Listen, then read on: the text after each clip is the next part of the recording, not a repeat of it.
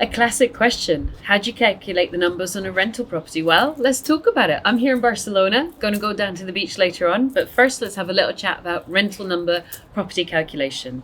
The first one, quick and dirty, is yield. Yield, the higher the yield, the likelier that it's going to be more profitable for you. So I want you to do 10% yield and above. Anything lower than 10%, it's a no-go.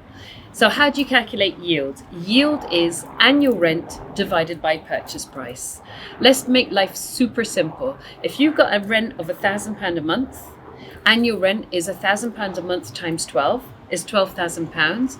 And look at this one, I pulled out the bag. Let's just say your purchase price was 120 grand. So your annual rent is £1,000 a month times 12 grand divided by your purchase price, 120, 10%. Job done, buy that baby all day long.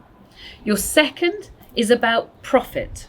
So cash in your pocket on a monthly basis. You cannot stay in business if you don't make enough cash. You know, you might be buying for capital growth and that's gorgeous, but in the meantime, who's going to be paying for that bad boy? So cash, profit is income, which is rent, minus costs. Typically your mortgage costs, so you work out your mortgage cost, you depend whether it's 75% loan to value at 3.29% or whatever the heck your mortgage interest rate is. You'll know what your mortgage cost is. Your insurance, your repairs are going to typically be about 10%. So just write down 10% because you might not pay 10% per month, but you'll definitely pay over the lifetime of the property 10%. You shouldn't pay more than 10%. If so, you need to watch what you're doing because something's going wrong. And then your maintenance. Now, typically I'd be putting in, management. I'd be putting in 10% for your management. If you've got an HMO, it might be 15%. And if it's a service accommodation, it's 20%. But I'm talking about single lets and HMOs and student lets right now. So mortgage cost, repairs, management. Your profit needs to be profitable, isn't it? My rule, it needs to make £1,000 a month or I don't do it. So what kind of properties do that? Service accommodation, student lets, high quality professional multi-lets, typically with en-suites. And then the third calculation I want you to look at is payback period and money left in, otherwise known as all money back out, please. So this is about the equity that you've got in the property. So a classic example, I bought a property in my early days for 85,000. The renovation cost was a little cute 7,800, and I knew at the time because I'd done my research it was worth 130. So when I refinanced that property valued at 130 at 75% loan to value, I actually got about, I think it was 96,000, 97,000 back out, which is more than the total amount of money I spent on it in the first place. So all my cash came back out.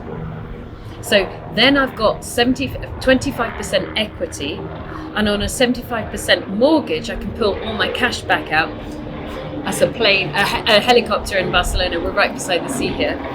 And that means that I can pull all my cash back out. I've created equity because I bought it at 85,000. It's actually worth 130. So my balance sheet has gone strong, but all my cash has come back out. So guess what? I use that money to go again. So that's what's known as buy, refurb, rent out and refinance. Those are the three main things I want you to think about. Yield, which is a rough and ready guide. Profit, me, £1,000 a month net, or I don't bother doing it. And equity, I want serious levels of equity and I want to pull all my cash back out. Good luck to you. Subscribe to the YouTube channel and also hop along to my website, thegoodpropertycompany.co.uk. I got tons of stuff on there for you guys to download. Good luck. Guys, I've written loads of free checklists for you. Here is another one over there. It is how to analyze your property portfolio. Do what the big guys do, and girls. Download it now, figure out how to analyze your property portfolio.